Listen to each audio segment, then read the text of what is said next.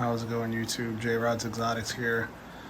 Today I just want to do a quick update on all of my aquariums because it's been a little while and they've been set up for a little while. So we're just going to jump right into it. For each tank I'll do a quick little update and backstory on how they started and how old they are. So we'll just jump right into it. As you can see here, this is the first 10-gallon I had set up. This tank has a school of Harlequin rasboras.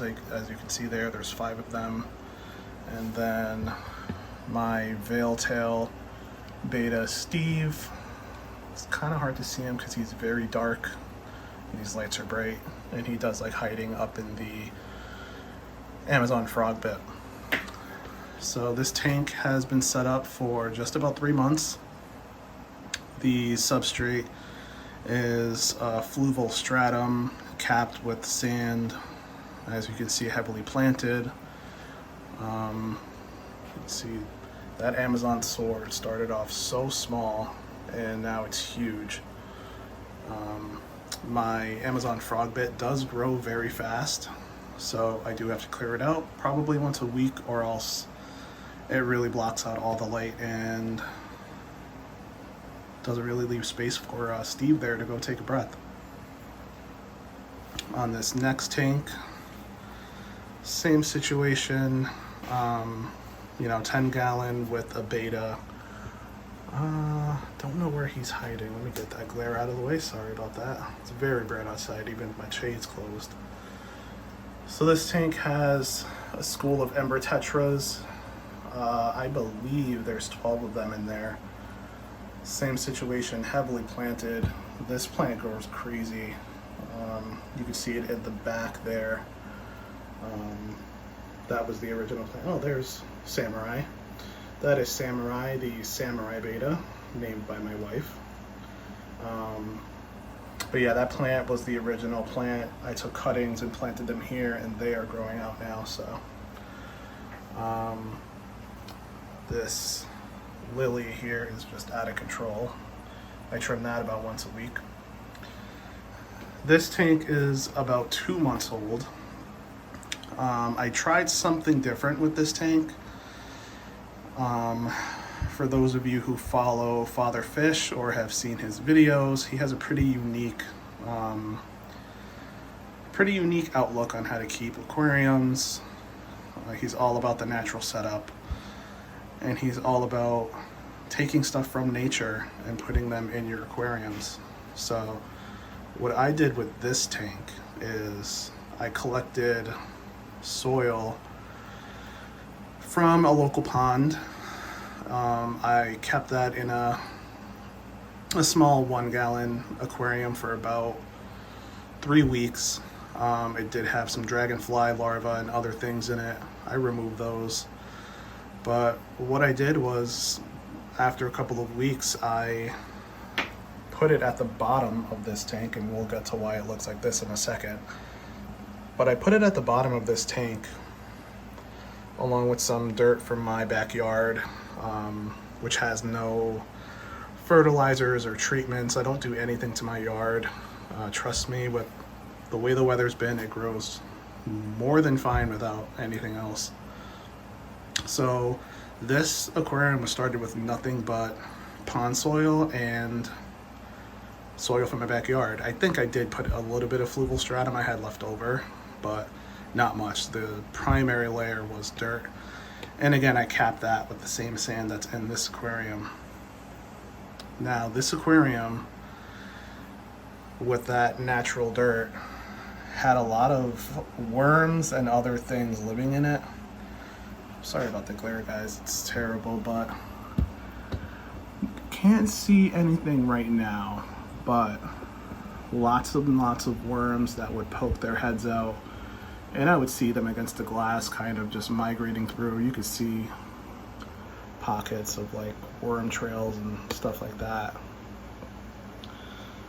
These worms, in their movement of going up and down the layers of sand, soil and sand, have essentially brought all the dirt up top.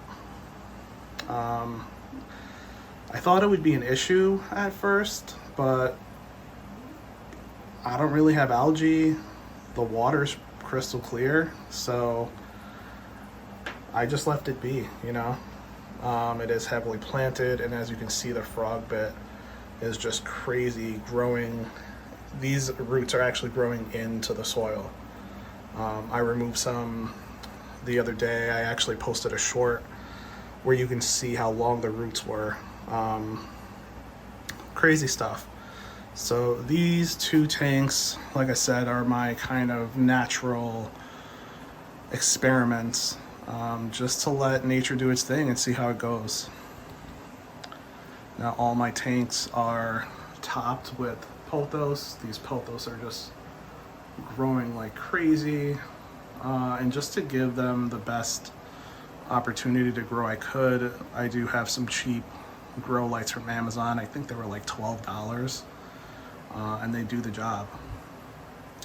So those are my 3-month and 2-month-old 10-gallon setups, and we'll move on to the next one.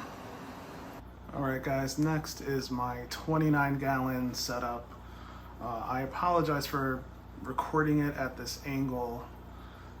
This tank is in my living room now, and I have a very large bay window that even with the blinds closed, the glare is absurd. You can't see anything. So recording it at this angle kind of makes it a little easier to see, but you guys get the point.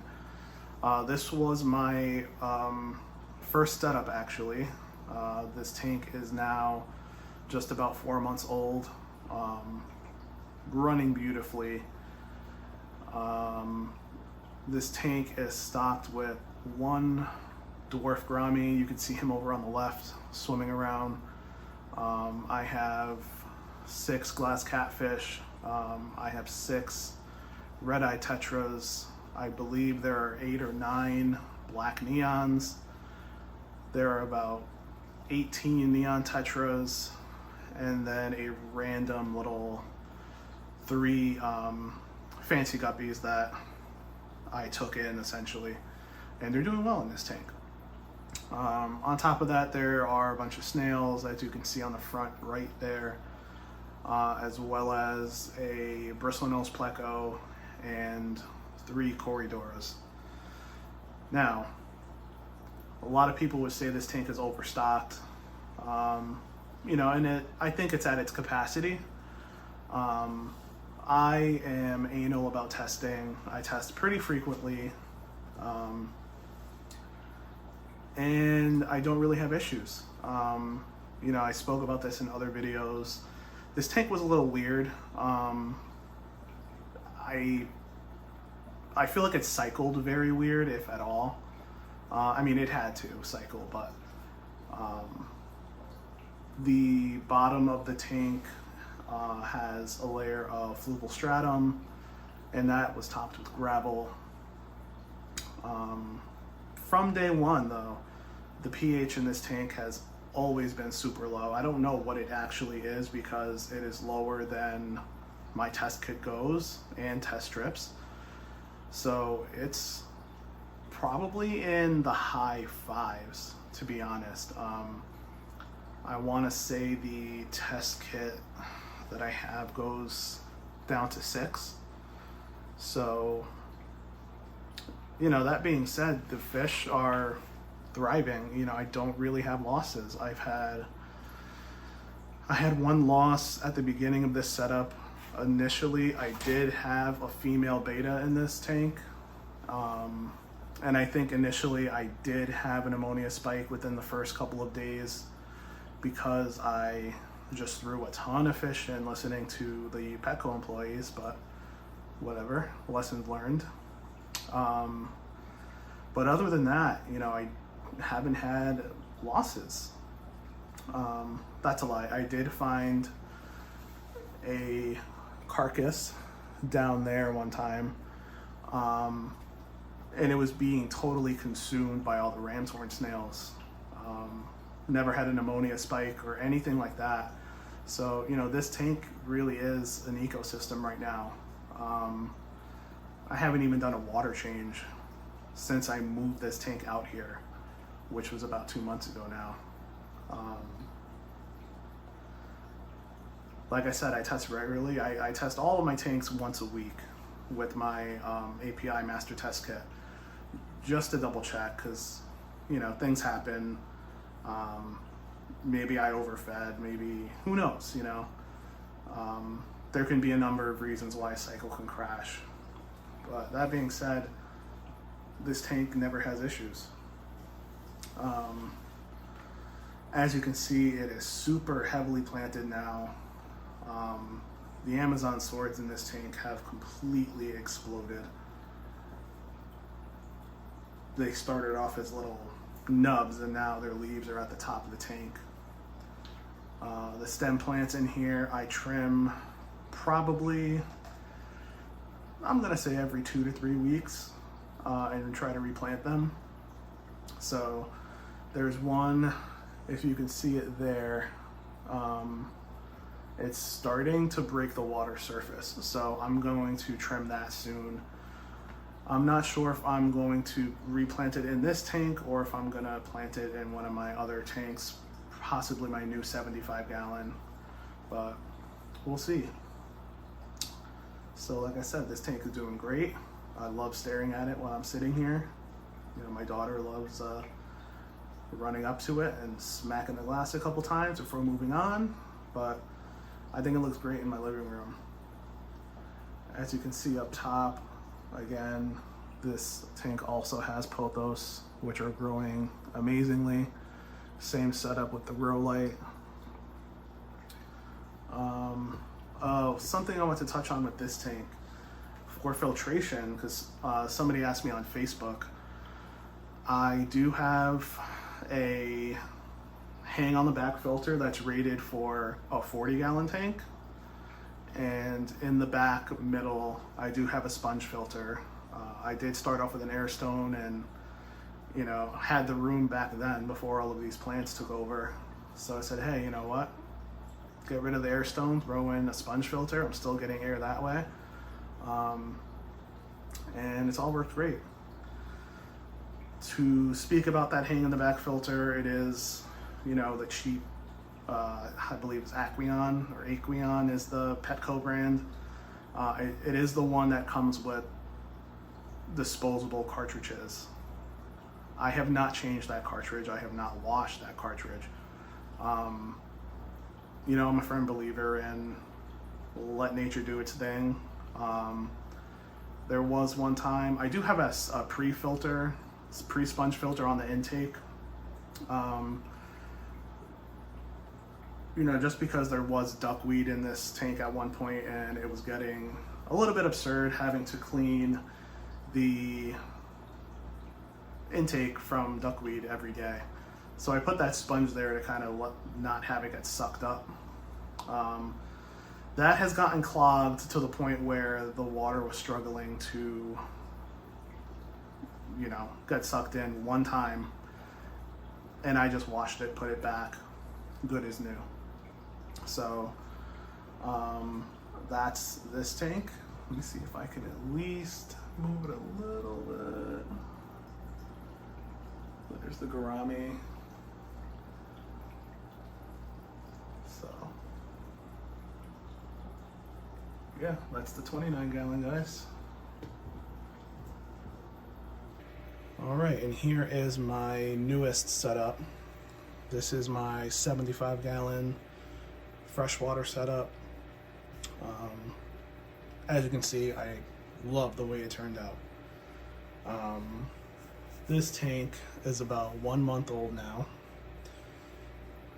Just finished cycling last week, so not bad. 3 weeks for a brand new tank that I started from scratch. I used everything brand new, new filter media. You know, this tank has a Fluval FX4 on it. So my first cartridge filter, everything brand new. I did test it every day. I did speak about it on my last video. I do fish in cycles, because they're doable, obviously. And B, it's really hard to just have a empty tank for 4 weeks, 6 weeks. So what I do with these tanks, and I will touch on it very briefly because I did speak about it on my last video, you just start off slow, depending on the size of your tank. Start with a couple fish, test every day, and I do use a dechlorinator that also detoxifies ammonia, nitrite, and nitrate, and I use beneficial bacteria. I use those every day and until I get nitrates. So like I said, that whole process took about 3 weeks. In that time, I did 2 water changes. The first water change wasn't due to really water chemistry, but the water was just super cloudy and murky from the tannins from this brand new wood. All that wood in there was brand new from the store. And then, as you can see on the bottom, I have a ton of almond leaves in there. So it just didn't look good. The light, it just made it look super cloudy. That was my first water change about 2 weeks into setup, or a week into setup. And then about 2 weeks ago, I did have rather high nitrites in the tank. And I feel like it happened pretty quick. Within a day or two, the nitrites were up to like 5 parts per million, which is a little crazy.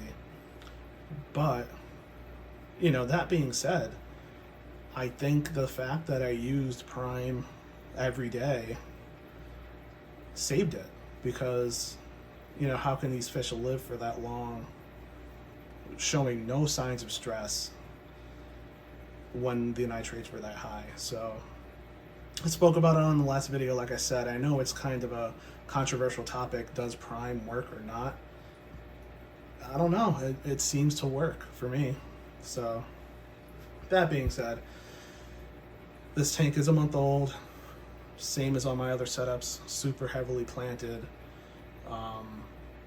I took the Amazon frog bit from my other setups and put it in here, and it just took over that whole left side. And I knew it would because the output for the FX4 is right there, so it's pushing everything that way, and the intake is down there. This tank is stocked with 5 pearl grammies. I believe there are 20 brilliant rasboras.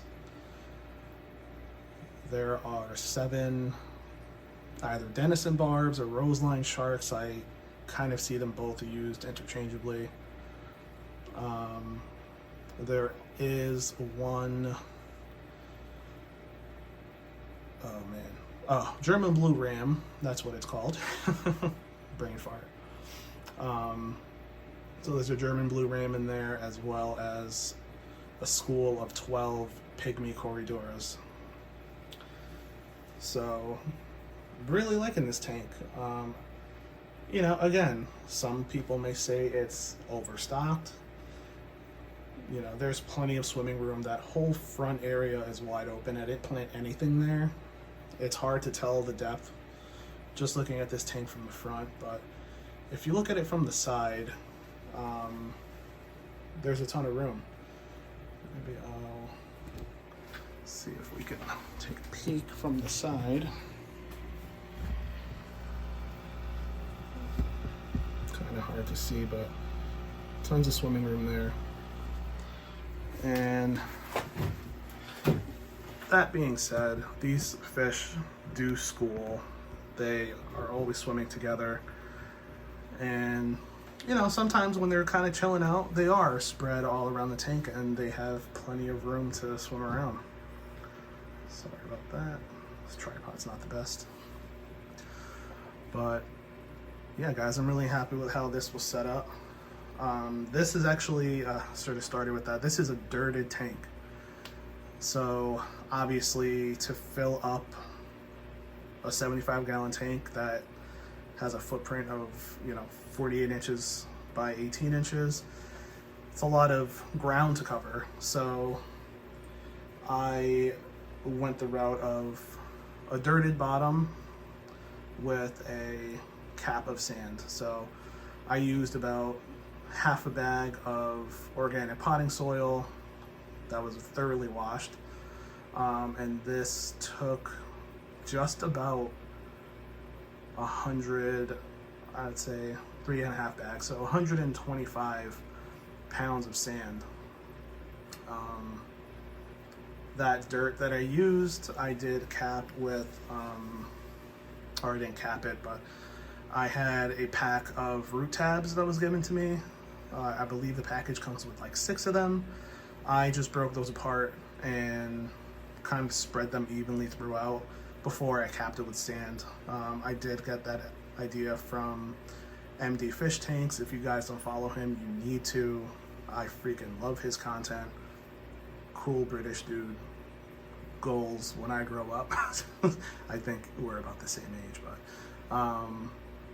yeah, I mean, he just has this like whole studio filled with sick tanks that he just gets to aquascape all the time. So maybe I'll get there one day. This tank is in my basement. I do have a ton of room down here. So, I mean, maybe one day, I'll have a couple big fish tanks to play around with. Now, coming in the near future, I do have another 75-gallon tank that I will be setting up. I am going to assume I'll start this sometime in August, probably the middle or end. I do want to take out this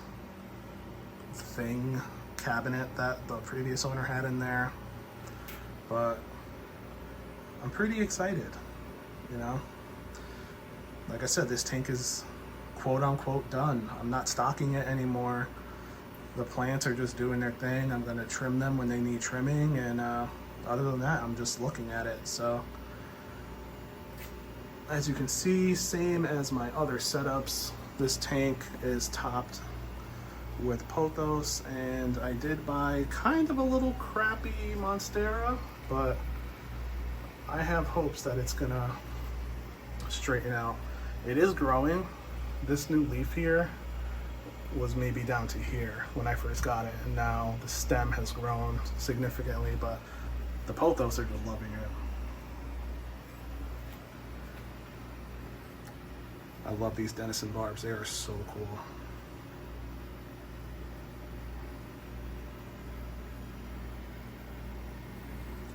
So yeah, guys, let me know what else you want to see.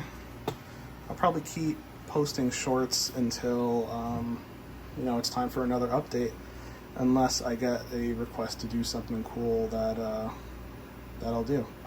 Also, if you made it this far, thank you so much. I'm trying to grow this channel.